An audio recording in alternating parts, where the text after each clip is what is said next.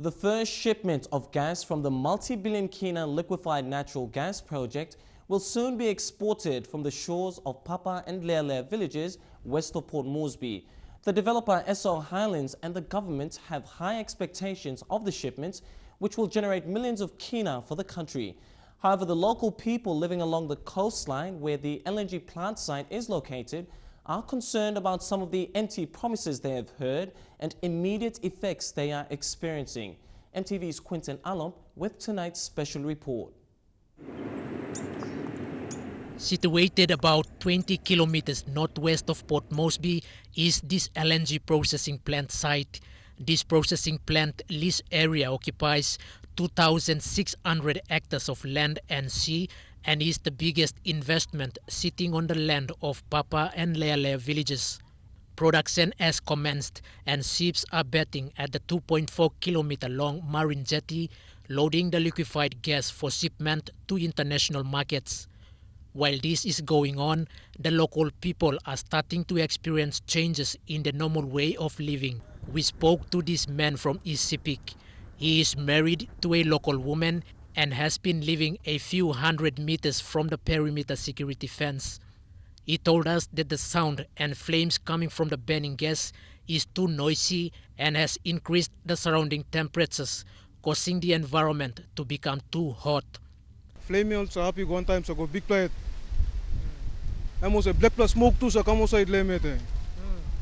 Sometimes some people place line to those again. This is smoke and cause some like cool number red na. Similar complaints were also raised by a retired customs officer and a village magistrate from Lealea village. Yes, it goes hot and too much noise. It's like a bomb firing, and you can be surprised when you get out of the bed. But it's still day and night. The noise is very, very, very hot. The sound is so loud. The first time I heard it, I thought it was an aeroplane passing by. But then I realized that it wasn't an aeroplane. It was the sound of that gas. However, in a phone interview with ExxonMobil PNG Limited, lead media and communications advisor Rebecca Arnold said there is enough awareness being carried out and people are encouraged not to settle close to the plant site. As far as I'm aware, there are no houses that are actually within a close distance. Okay. So I guess heat should probably not be an issue. But if anyone has any concerns, they should certainly come to us and talk to our land and community affairs people. The people said the company has restricted them to fish in the traditional fishing areas, resulting in many of the skilled fishermen now earning less money than they used to earn before. Most of us are all unemployed, and we live in our shores, seas. We fish and sell them. And even some people, when they are good fishermen, they get about 100 or 200,000 a year. But then you can see the environment will be damaged and we were nowhere to go fishing. Despite the multi-billion kina project sitting on the soil, the villagers claim that there is nothing tangible happening in the villages. No sign of development. They also raised concerns about some of the promises yet to be fulfilled by the government, including land compensation and royalty payments. The traveling public are complaining about the state of the road and the huge potholes at the turnoff at the LNG plant site leading into Papa, Bogi and Lealea villages.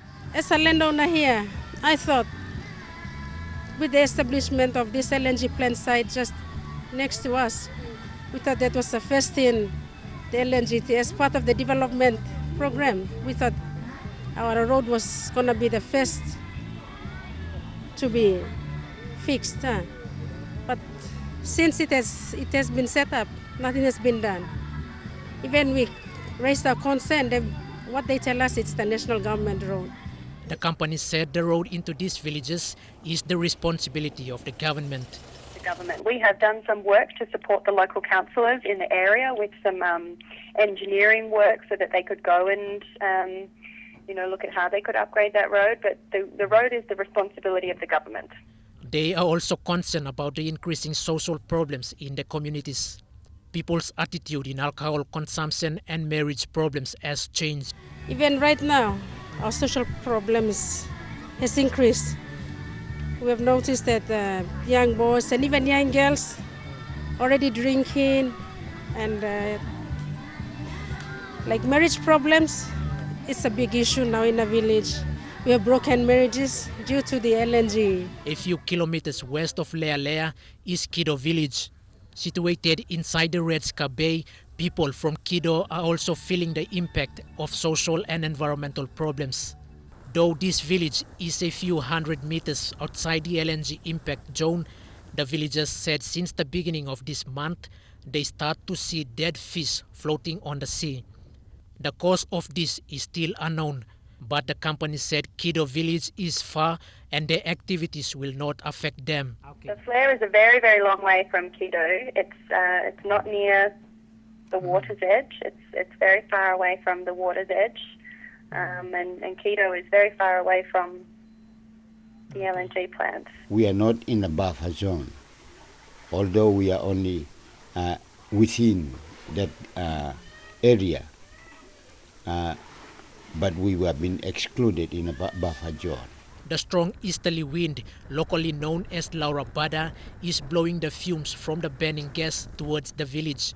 Big LNG tankers are anchoring outside the coastline of Kido village, waiting their turns. However, this village is being marked outside the impacted boundary.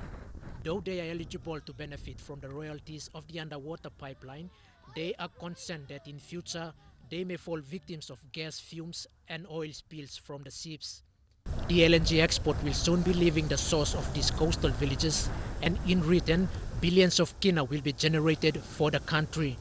However, the concern for the local people in these coastal villages is for the government to start fulfilling its promises and address social and environmental problems. Quinton Alomp, National AMTV News.